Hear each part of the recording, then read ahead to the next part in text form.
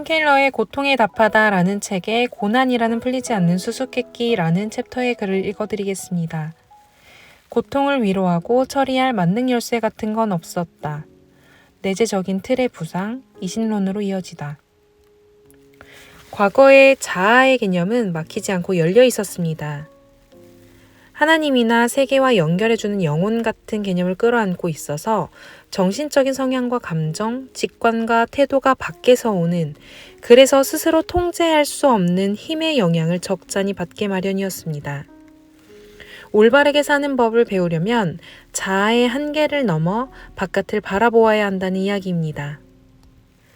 하지만 현대인들은 닫힌 자아, 곧 울타리 안에 묶이고 독립된 자아를 가지고 살아갑니다. 초월적이고 초자연적인 질서란 존재하지 않으므로 스스로 자신이 누구이며 무엇이 될지를 결정하는 주체가 됩니다. 어떻게 살아가야 할지 알기 위해 자신 외에는 무언가를 바라볼 필요가 없습니다. 오늘날의 자아는 자신을 위해 사물의 의미를 결정하는 주권자의 자리에 올랐습니다. 자아는 의미를 규정하는 권리를 주장하게 된 것입니다. 자아에 대한 개념이 자신이 주체가 되면서 많은 부분이 바뀌었습니다. 바로 이신론적인 사상이 강조된 것입니다. 이신론이란 하나님이 우리를 위해 천지 만물을 지으셨지만 세상은 이제 그분의 직속적이고 직접적인 개입 없이 알아서 작동한다는 사상입니다. 세상은 시계처럼 돌아가며 과학적으로 파악할 수 있어서 신의 계시는 조금도 필요 없다는 것입니다. 이런 세계관에 따르면 인간 존재의 주요한 목적은 이성과 자유의지를 활용해 인류의 번영을 추구하는 데 있습니다. 한마디로 하나님의 영광을 위해 인간이 존재한다는 구시대의 기독교 사상이 물러가고 인간을 보살피고 뒷받침하기 위해 하나님이 존재한다는 신념이 가득 차게 되었습니다. 오늘 우리가 나눌 말씀은 마태복음 27장 45절부터 56절 말씀입니다. 제6시로부터 온 땅에 어둠이 임하여 제9시까지 계속되더니 제9시쯤에 예수께서 크게 소리질러 이르시되 엘리 엘리 라마 사박다니 하시니 이는 곧 나의 하나님 나의 하나님 어찌하여 나를 버리셨나이까 하는 뜻이라. 거기 섰던 자 중 어떤 이들이 듣고 이르되 이 사람이 엘리야를 부른다 하고 그 중에 한 사람이 곧 달려가서 해면을 가져다가 신 포도주에 적시어 갈대에 깨어 마시게 하거늘 그 남은 사람들이 이르되 가만두라 엘리야가 와서 그를 구원하나 보자 하더라. 예수께서 다시 크게 소리 지르시고 영혼이 떠나시니라. 이에 성소휘장이 위로부터 아래까지 찢어져 둘이 되고 땅이 진동하며 바위가 터지고 무덤들이 열리며 자던 성도의 몸이 많이 일어나되 예수의 부활 후에 그들이 무덤에서 나와서 거룩한 성에 들어가 많은 사람에게 보이니라. 백부장과 및 함께 예수를 지키던 자들이 지진과 그 일어난 일들을 보고 심히 두려워하여 이르되 이는 진실로 하나님의 아들이었도다 하더라. 예수를 섬기며 갈릴리에서부터 따라온 많은 여자가 거기 있어 멀리서 바라보고 있으니 그 중에는 막달라 마리아와 또 야고보와 요셉의 어머니 마리아와 또 세베대의 아들들의 어머니도 있더라. 아멘. 반갑습니다. 오늘 마태복음 27장 45절부터 56절까지를 중심으로 능력이라는 제목의 말씀을 함께 나누겠습니다.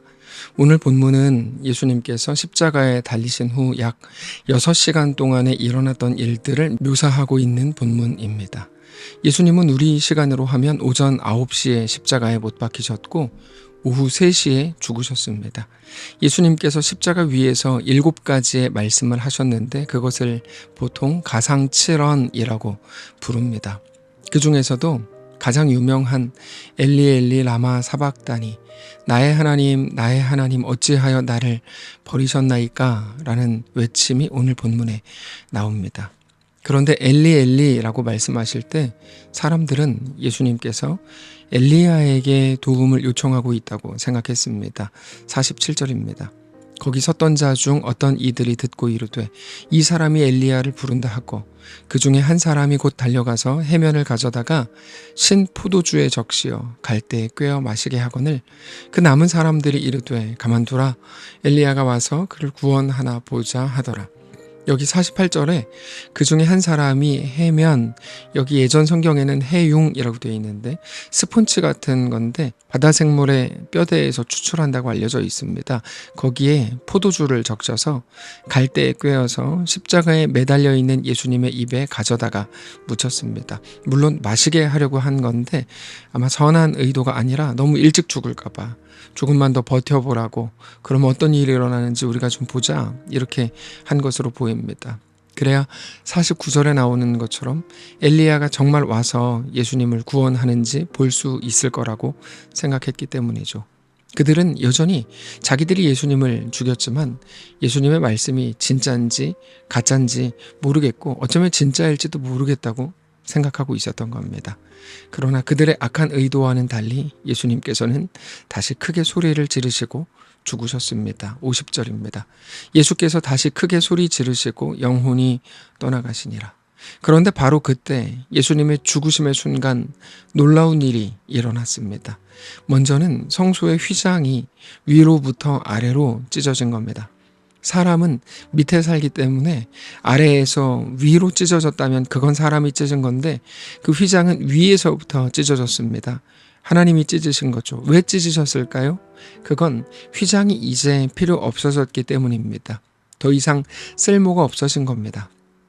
예수님께서 우리들의 죄를 지고 십자가에서 죽으셨기 때문에 더 이상 하나님과 인간 사이에 가로막을 어떤 것도 필요 없게 된 겁니다. 우리 예수님께서 중보자가 되신 거죠. 예수님이 그 길을 열고 계시는 겁니다. 그리고 지진이 일어나고 무덤들이 열리고 이미 예전에 죽었던 성도들의 몸이 많이 일어나서 예루살렘 성에 들어가 많은 사람들과 만났습니다. 결국 백부장과 함께 예수님을 지키던 사람들은 지진과 일어난 모든 일들을 보면서 굉장히 두려워했고 이는 진실로 하나님의 아들이었도다라고 고백합니다. 이게 오늘 본문의 내용입니다. 우리가 오늘 본문을 보면서 가장 집중해야 되는 건 예수님께서 외치셨던 엘리 엘리 라마 사박다니라는 외침입니다. 예수님께서 하나님 왜 나를 버리셨습니까? 라고 소리를 지르셨는데 그건 정말로 예수님이 하나님께 버림을 받으셨던 겁니다. 무슨 말인가 하면 그 순간 하나님과 끊어진 겁니다. 자, 이건 굉장히 중요한데요. 마땅히 우리가 짊어져야 되는 죄의 무게와 죄의 짐을 예수님이 대신 담당하셨죠. 그것 중에 가장 무시무시한 게 무엇일까요? 하나님께 완전히 버림받게 할 만한 큰 죄악이었기 때문에 예수님께서 십자가를 지시고 죽으실 때 그 큰 죄악, 그 큰 무게를 예수님께서 그 가냘픈 몸으로 홀로 모두 지신 겁니다. 우리 예수님께서는 우리의 고통을 모르는 분이 아니라 모든 것을 몸소 겪으신 분으로 우리의 아픔과 슬픔과 외로움과 박탈감과 그 모든 죽음의 감정들을 친히 겪으시고 느끼셨던 분이셔야 했던 거죠. 그 중에서 우리 죄인이 겪게 될 가장 끔찍한 일은 하나님과의 끊어짐입니다. 오늘 본문에서 우리 예수님께서 그 일을 실제로 겪으신 겁니다. 그 순간 하나님께 정말로 버림받으신 겁니다. 왜 그런가 하면 그게 죄의 무게였기 때문입니다. 우리가 받았어야 할 죄의 무게를 예수님이 대신 담당하신 거죠. 죄의 가장 강력한 무기는 여러분 하나님과의 끊어짐입니다. 그 끊어짐을 경험하신 후에 예수님께서 그렇게 외치신 거죠. 우리가 잘 기억해야 되는 게 하나 있는데 예수님께서 우리를 위해 지신 십자가의 핵심 중 하나는 우리가 지은 죄, 이 세상의 악의 무게가 정말로 예수님께 다 쏟아져 내렸다는 겁니다. 세상의 죄악의 무게가 예수님께 다 쏟아져 내려서 그 3시간 동안 어둠이 빛을 가린 것처럼 하나님의 사랑의 빛이 정말로 가리워진 겁니다. 그런데 그것 때문에 예수님은 너무나 고통스럽고 힘드셨지만 사실 드디어 예수님의 목적지에 도달하신 것도 사실입니다. 50절입니다. 예수께서 다시 크게 소리 지르시고 영혼이 떠나가시니라. 우리가 충분히 예상할 수 있듯이 우리 예수님의 죽으심은 그분의 모든 사역들이 지금까지 향해서 가고 있었던 목적지였습니다. 우리가 마음 깊이 이해할 수 있을지 모르겠지만 예수님은 하나님께서 주신 특별한 사명, 하나님께 버림받는 일에 대해서까지도 모두 순종하셨습니다. 그리고 그 일의 결과물이 54절입니다.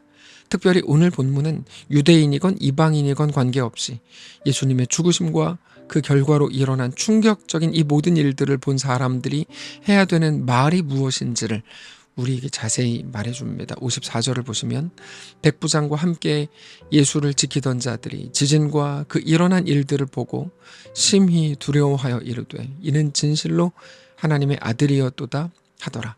그리고 나서 하나님은 예수님께서 죽으신 그 순간에 예수님의 죽으심으로 인해 나타난 많은 현상들, 이게 사실 우리의 머리로는 이해하기 힘든 현상들인데 어둠으로 꽉 찬 일, 휘장이 위에서 아래로 찢어진 일, 지진, 특별히 오래전에 죽었던 하나님의 백성들이 몸에 살아난 일에 대해서, 이게 신약 성경에서 사실 가장 특이한 일인데 그 기이한 현상들 하나하나에 대한 어떤 설명보다도 예수님의 죽으심은 이 세상의 모든 기준들과 너무나 당연하게 인식되어 왔던 세상의 가치관들, 세상의 질서, 세상의 모든 상식들을 한 번에 다 바꿀 수 있고 실제로 그렇게 하셨다는 것이 오늘 본문에서 가장 중요한 핵심입니다. 특별히 잠자던 몸들이 예수님이 죽으셨을 때 다시 살아나서 다른 많은 성도들에게 보였는데 여기에서 중요한 건 예수님의 죽으심, 죄에 대한 완전한 죽으심으로 죽었던 성도들이 다시 살아난 이 일은 더 이상 죽음의 권세가 다스릴 수 없는 세상을 하나님께서 우리에게 주시겠다고 하는 하나님의 약속의 성취이고 그 시작이었던 겁니다. 자, 우리가 오늘 본문에서 예수님이 죽으셨을 때 일어난 일들뿐 아니라 예수님이 이 땅에서 공생애를 지내시면서 행하신 기적들에 대해서도 정말 그런가? 어떻게 이럴 수 있지? 이게 말이 되나? 라고 생각하는 이유는 분명합니다. 우리의 상식과는, 우리의 질서와는 다른 방식, 전혀 다른 결과물들이기 때문입니다. 우리는 우리 지식과 우리 경험과 우리 생각과 조금 다른 일들이 일어날 때 곧바로 의심의 눈으로 바라봅니다. 그러나 오늘 본문에서 말씀하시는 그 한 가지 진리, 예수님의 죽으심이 세상의 모든 상식들을 다 바꾸어 놓았다는 사실을 생각한다면 이제 우리가 하나님의 말씀을 대할 때에도, 그리고 우리 삶에 개입하셔서 일하시는 하나님의 역사를 대할 때에도 그렇게까지 마음이 어렵지 않을 수 있을 겁니다. 사실 우리가 남들보다 더 논리적이거나 더 많은 지식이 있어서 믿는 자가 된 건 아닙니다. 단지 우리 하나님에 대한 믿음으로 시작된 일입니다. 하나님은 내가 아는 상식과 지식과 과학과 어떤 가치관과 어떤 질서와 어떤 논리보다 더 크신 분이다. 그 믿음으로 시작된 모든 믿음이 우리를 하나님을 믿는 하나님의 백성으로 서게 한 것입니다. 그래서 믿음은 하나님의 선물입니다. 우리는 눈에 보이는 것을 전부라고 믿어야 된다고 가르치는 세상 한가운데 삽니다. 그러다 보니까 상식, 경험, 눈에 보이는 것이 가장 큰 권력이 됐죠. 특별히 지금 시대의 한국인들은 잘 못 믿겠는 일에 대해서 뉴스에 나왔어. 그러면 다 믿습니다. 그러다 보니까 사실 속이기 가장 쉬운 민족이 됐죠. 그래서 여러 정치 세력들도 언론을 가지고 얼마나 많이 장난질을 하는지 모릅니다. 그런데 지금 시대는 과학기술이 너무 발달해서 사실 사진도 믿을 수 없고 영상도 믿을 수 없게 됐습니다. 모든 것이 조작이 가능하기 때문입니다. 사실 보이는 것이 전부가 아닌 것은 성경에서 이미 계속해서 말씀하신 내용입니다. 모든 미디어 매체가 사실을 기록했다고 해도 그게 전부는 아니죠. 보이지 않는 우리 하나님의 역사, 우리의 지식과 머리로는 도저히 이해할 수 없는 일들이 얼마든지 많습니다. 중요한 건 신자는 보이는 것이 아니라 믿음, 하나님의 약속, 말씀을 따라 살아야 한다는 사실입니다. 하나님은 처음부터 창조주로 소개가 되었습니다. 창조라는 건 전에 없던 것이 생겨났다는 말입니다. 전에 있던 것을 조금 더 좋게 발전시킨 게 아니라 하나님은 온 세상을 말씀으로 창조하셨습니다. 우리는 시간과 공간에 매여 살지만 시간과 공간도 하나님의 창조물이기 때문에 하나님은 거기에 매이지 않습니다. 세상은 죽음의 권세에 눌려 있지만 하나님은 죽음을 이기시고 생명으로 바꾸십니다. 그분이 우리가 믿는 하나님, 창조의 하나님입니다. 예수님의 죽으심과 부활은 이 세상이 철저하게 신봉하던 세상의 가치와 기준과 상식들을 다 깨뜨려서 우리를 구원하시는 하나님의 역사였습니다. 오늘 우리가 그 하나님 앞에 온전히 엎드리실 수 있기를 원합니다. 그 말은 단지 하나님의 능력에 관한 말이라기보다 우리 삶도 세상이 말하는 대로 세상의 상식과 경험에만 갇혀 있지 않을 거라는 말입니다. 사랑하는 성도 여러분, 오늘 하나님의 그 능력 앞에 잠잠히 엎드리실 수 있기를 원합니다.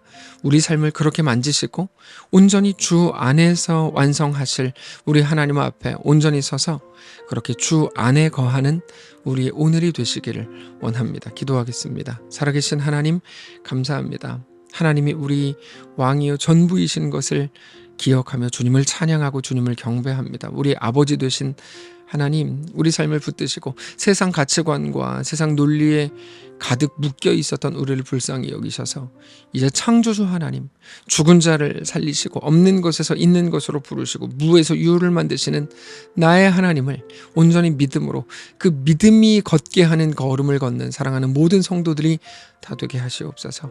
감사드리며 살아계신 우리 주 예수님의 이름으로 기도합니다. 아멘. 사랑하는 성도 여러분, 하나님께서 오늘 하루를 우리에게 허락하셨습니다. 믿음으로 우리 주께 나아가시기를 원하고 이제 어벤져스 팀이 오늘 밤에 한국으로 돌아옵니다. 돌아오는 모든 여정 속에 하나님의 은혜가 임하기를, 마지막 오늘 거기에서의 일정 속에 말할 수 없는 하나님의 보여주심과 들려주심과 깨닫게 하시는 모든 것들로 인해 하나님을 깊이 누리고 하나님 안에 진정한 기쁨과 만족을 누리는 그분들이 되기를, 우리 모든 성도들이 되기를 주님 이름으로 축복합니다.